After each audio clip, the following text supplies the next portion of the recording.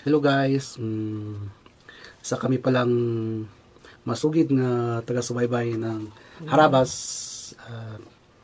Lalo na tong anak ko na to, special. Yan lagi ang pinapanood niya, kaya kung i-check nyo yung ano niya, yung videos, red lahat yan hanggang sa start. May mga ibang hindi napanood, pero kung wala na siyang napapanood, pinupunta ko doon, nilalagay ko sa mga hindi pa napanood at pinapanood niya. Habang may ginagawa ako o hinahatid ko yung kapatid niya sa school, yun, pinapanood niya, kaya no skip ads. Pero ayan, nung nalaman ko na patay na pala si Naldo, sobra akong nagdamdam. Kahit ganito tayo, kahit berdogo tayo, marunong din pala ang puso nating umiyak. Yun ay naluha-luha din ako. Itong anak ko na to nung nanonood kasi siya, gamit ko yung isang CP, may ginagawa ko na narinig ko na yung vlog ni Sir Jeff na nagpapaalam, na sinasabi niya na paalam na kay Naldong Putik, parang yung borol niya noon nung gabi na nag-live siya, na nag-ano siya ng konting ano para lang malaman natin kung totoo na napatay na siya, gano'n. Yun, nabigla ako. Doon ako sa isang upuan, tapos punta ako rito, tapos tinignan ko. Tinanong ko itong siyempre ito, hindi, wala bedridden hindi siya makapagsalita Pero kung yun ang pinapanood niya, yung ano ng Harabas, grabe, pinapanood niya talaga kung andyan si Naldong Putik na tumatawa din to, di ba?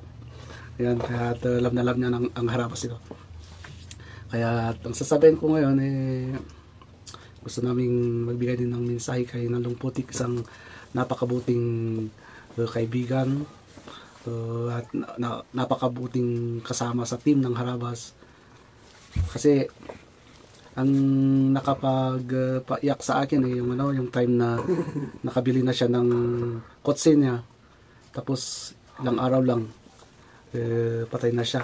Ang gusto sana natin yung vlog niya na dinadrive na niya yung sakay-sakay na niya yung mga ng pamilya na niya, si Digong at si Tintin, na napakasaya sanang tagpo yun. Kaso yun nga, hindi natin alam kung kailan tayo kukunin ni Lord, kaya pero kay Naldong Putik sigurado nasa langit iyon, kasi nagbago siya ng isang taon. Ang Diyos natin nagpapatawad, kaya sigurado sa langit siya. Siya na ang kapitan ng barko, yan, doon sa langit. Nakakayak talaga, lalo na yung napanood ko yung lahat sila, yung nagmensahe silang lahat. Naiyak na naman ako, ilang beses na akong napaluha-luha Kaya sana, Naldo, kung saan ka man ngayon, gabayan mo yung pamilya mo, yung team mo, siyempre yung asawa at anak mo. Gabayan mo siya at ilayo mo sila sa aksidente at disgrasya. Lalo na yung team mo, kasi sigurado naman na andyan ka, nakapitan pa rin nila sa Mrs. Harabas na Pandayo. Sigurado na andyan ka na nagbabantay sa kanila. Salamat sa mga binahagi mo na katuwaan at galak sa aming puso. Alam mo bang kapag pinapanood ka namin, grabe, nakakatuwa, parang talagang yung kenkoy mo ay natural. Kung siguro kung comedy yung ano ni Coco Martin, kukunin ka niya yun. At fly high, yan.